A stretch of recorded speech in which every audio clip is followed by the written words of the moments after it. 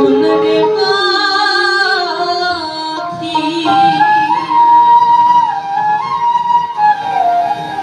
আমরা দুনিয়ায় যত কিছুই আপন ভাবি, যতজনকে আপন ভাবি, জীবনের একটা মুহূর্তে গিয়ে বোঝা যায় দুনিয়াতে আমার গুরু মালিক ছাড়া আমার বলতে আর কেউ নেই। তখন মুখে সে মাওলার নাম ছাড়া আর কিচ্ছু আসে না। সেই অনুভূতির জায়গা থেকে সাইজির এই কালাম আশা করি সবাই মনে ভক্তি ভরে শুনবে। ভাবে কেউ কাঁদো নাই দুঃখের মুখে, ভাবে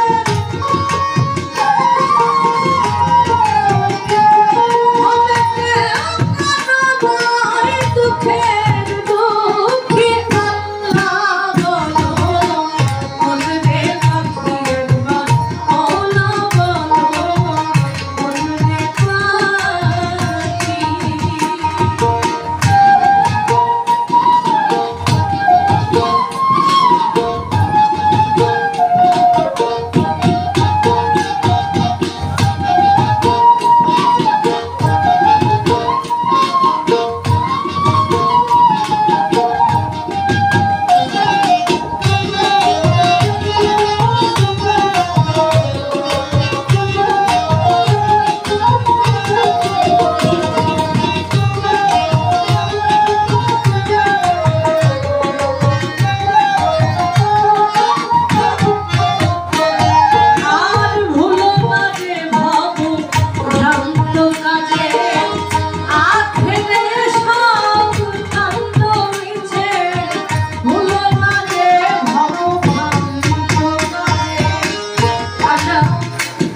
যখন দুনিয়ায় এসেছিলাম আল্লাহর কাছে প্রতিজ্ঞাবদ্ধ হয়ে এসেছিলাম যে আমি মানুষ জন্ম নিয়ে এই পৃথিবীতে যাচ্ছি,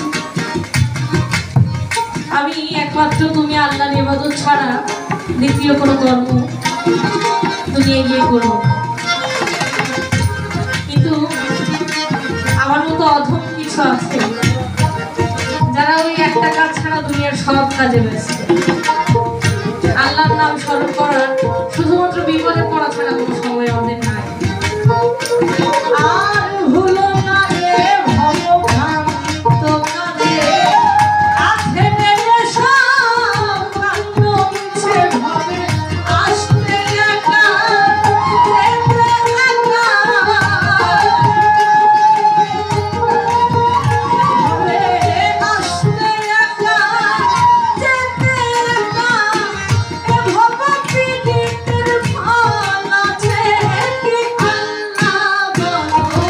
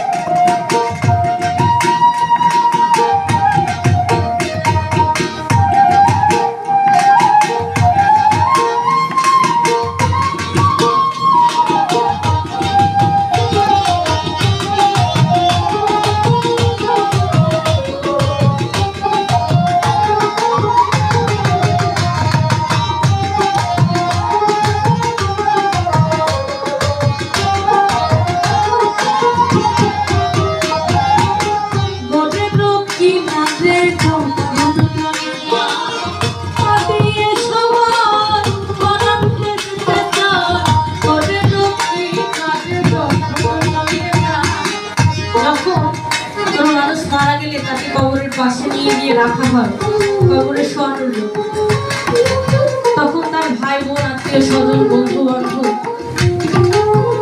এত করুণ ভাবে কান্না করে, মনে হয় যেন তাদেরও তার সাথে ওই কবরে শায়িত করা হয়, তাহলে হয়তো সে শান্তি পাবে। কিন্তু কেউ কারোর সাথে করে যায়, কেউ কারোর সাথে কবরে শায়িত হয় জীবন থাকতে? কখনোই না। নিজের চাইতে আপন দুনিয়ায় কেউ নেই। যে যাকে যতই ভালোবাসো, যখন কথাটা নিজের ওপর আসে তখন নিজের স্বার্থের বাইরে গিয়ে কেউ একটিবারও ভাবে না।